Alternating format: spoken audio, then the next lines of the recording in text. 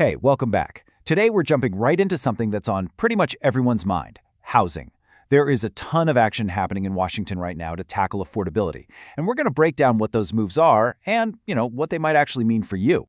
Yeah, does this sound familiar? It's a question millions of people are asking themselves. Whether you're trying to scrape together a down payment for your first home or just trying to keep up with rent, that financial pressure is very, very real. And that feeling?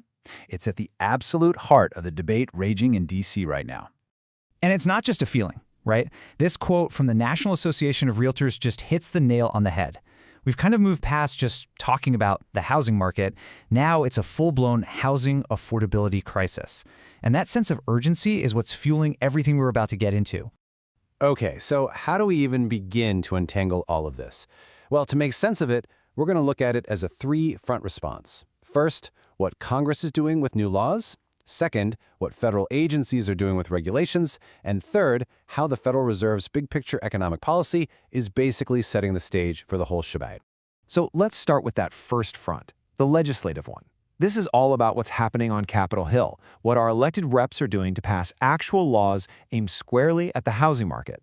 And the big piece of news on this front is a package called the Housing for the 21st Century Act. It just got a big thumbs up from the House of Representatives, and now it's headed over to the Senate.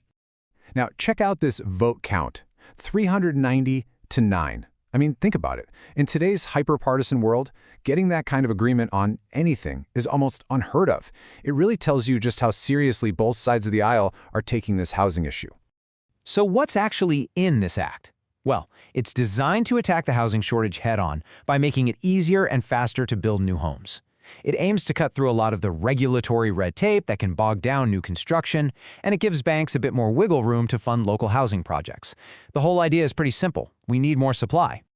But that wasn't the only thing Congress was busy with. In a totally separate move, one that probably has millions of homeowners breathing a huge sigh of relief, they also shored up a really, really important insurance program. And when I say important, I mean massive. We're talking about the National Flood Insurance Program, which covers 4.7 million policyholders. By locking in its funding all the way through September 2026, Congress has brought some much-needed stability for anyone living in a flood-prone area. It helps prevent those lapses in coverage that can just completely derail a home sale. All right, so that's Congress. Now let's shift gears to our second front, the regulatory battlefield. This isn't about passing new laws. This is about how federal agencies enforce the rules that are already out there. And trust me, these actions can have just as big an impact. So, the big story here?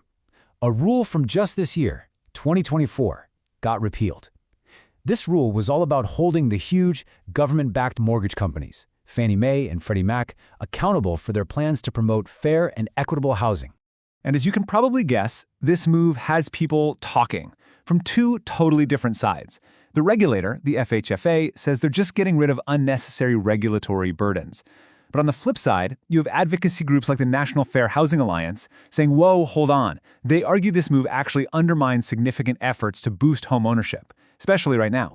Okay, and that brings us to our third and final front, which is arguably the biggest one, the economy, and the powerhouse that is the Federal Reserve. The Fed isn't building houses or writing rules, but their decisions on interest rates, they affect what it costs to borrow money for, well, just about everyone. Right now, the Fed is basically playing a waiting game. They're watching the economic data like a hawk. There are a couple of huge reports on jobs and inflation coming out in mid-February, and you can bet those numbers are going to be front and center at their big policy meeting in March. It's all about figuring out just how hot or cold the economy is running. So how do they decide what to do next? You can kind of think of it like this.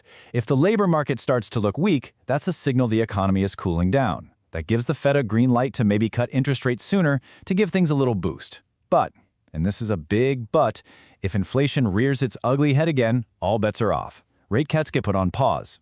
For anyone with a mortgage or hoping to get one, this is the decision that matters most. And just to be clear, this is not some easy, unanimous decision.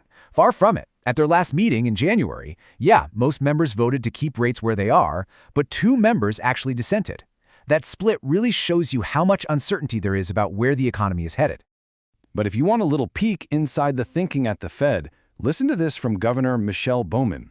Even though she voted to hold rates steady for now, she is on the record predicting 3 separate rate cuts before this year is over. So it's a clue, but definitely not a guarantee. Okay, So, we've looked at Congress, we've looked at the regulators, and we've looked at the Fed. Where on earth does that leave us? It's a pretty complex picture, with a lot of moving parts. Let's try to pull it all together. So let's just recap real quick. On one front, you've got Congress coming together in this rare show of unity to try and boost the housing supply. At the very same time, on another front, you've got regulators pulling back on rules they say to reduce burdens, but critics say it hurts fairness. And then, hovering over all of it, you have the Fed, weighing these massive decisions that are going to determine what your mortgage rate looks like. Which all leads us to the one question that really, truly matters, right? With Congress pushing one way, regulators pulling another, and the Fed's next move still hanging in the balance, is any of this actually going to make housing more affordable? That, my friends, remains the multi-trillion-dollar question.